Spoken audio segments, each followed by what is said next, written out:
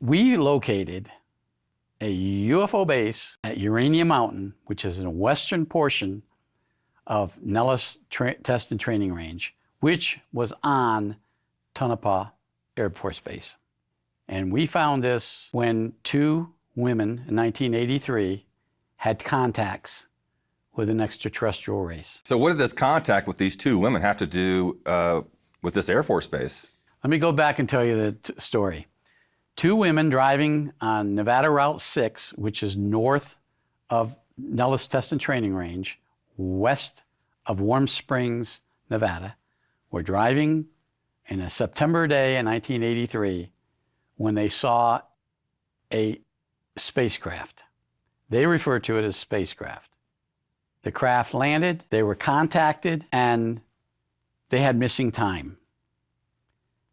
They reported this to Nevada law enforcement authorities, Nevada Highway Patrol and the Nye County Sheriff's Office. Nye County Sheriff's and the State Patrol, the Highway Patrol notified Tonopah Air Force Base, the security police desk sergeant, and reported that these two females had seen some kind of a craft, and they were afraid that they might have been abducted. Immediately, the security police desk sergeant notified Air Force Office of Special Investigation. I, at the time, was at Groom Lake, which is about 80 miles away. I was notified of it. Myself and another agent then traveled up. It took a couple hours to get to Tonopah, and then to Tonopah, Nevada, not the air base. There's a Tonopah, Nevada, about 40 miles outside Tonopah Air Base. We met up with these two females, and they told us this story. Told us that they were traveling, they saw this craft, the craft landed, they had a contact, they had missing time, and they were afraid that it might have been exposed to radiation. That was their danger, and that was what they told the Nevada law enforcement authorities. We transported these two females to Nellis Air Force Base Hospital, where they were examined by military doctors. They were not exposed to any radiation, but they did have strange marks on their bodies. So with their consent, we did a hypnotic interview of them.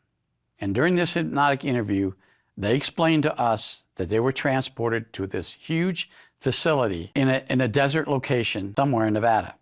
How they explained it to us, it was a complex way of we were interrogating them.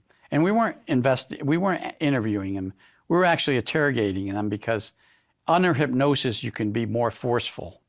And we were more forceful.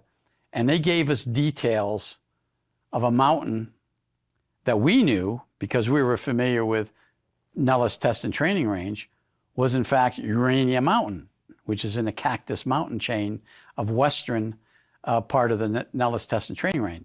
These females, during the interview, described these beings in clear terminology to them. They were hideous looking. They had large noses. They referred to the noses as elephant noses, and they were tall, very tall, but they didn't feel harmed. They weren't hostile. They kept reassuring them in some voice. They didn't describe it as telepathy or anything. They heard voices telling them, "We're not here to hurt you. We're not going to harm you." But they were in a facility, and listening to what they told us as far as the facility, it was a big opening facility, they explained to us, and there was some beings walking around, and there were rooms. But they were not in a room. They were in an open area, but they were on a table, and they couldn't move. So then we started an investigation. And one of the parts of the investigation, we flew over the area some days later in a helicopter. And the first flight over the area, we didn't see anything. We just saw the mountain. There was some testing facilities east of the mountain range, but we didn't see anything else. But as that helicopter banked to the west, and I asked the pilot, let's make one more pass around it, but this time let's go right over the top of the mountain. When we went over the top of the mountain was open. We could see down into the mountain. I said, my God, look at this. And the other agent on board the helicopter said, that mountain just opened. Because before, it wasn't open when we flew over it 15 or 20 minutes earlier. Is the opening like a mile or 2 miles, or?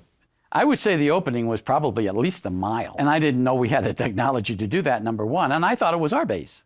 And that's why I tell the helicopter pilot, hey, let's get a little bit lower to look at this. What kind of base they have down there? I'm thinking of S4, Right. and I'm thinking of Papoose. And he was a little reluctant to do that because he didn't know what was down there either. He said, well, I'll get as close as I feel safe because he's a pilot, so he's in control of the aircraft. So we got a little lower, and we could see the distinct structures down there. There were like buildings inside here, little buildings all around. There were probably a dozen of these little buildings. They appeared to be rectangle or square structures. They didn't have any peak roofs on it. There was something reflective coming up. We could see the area was lit up, so there was lights down there. They were around the edge of the mountain, inside this hollow mountain. And then in the center area, it was all open. And there was something in that center area that from our altitude, I couldn't make out. But we figured when I started thinking about it more, that was the alien craft that these two women had contact with. That mountain opened, and that's where that craft went and hid.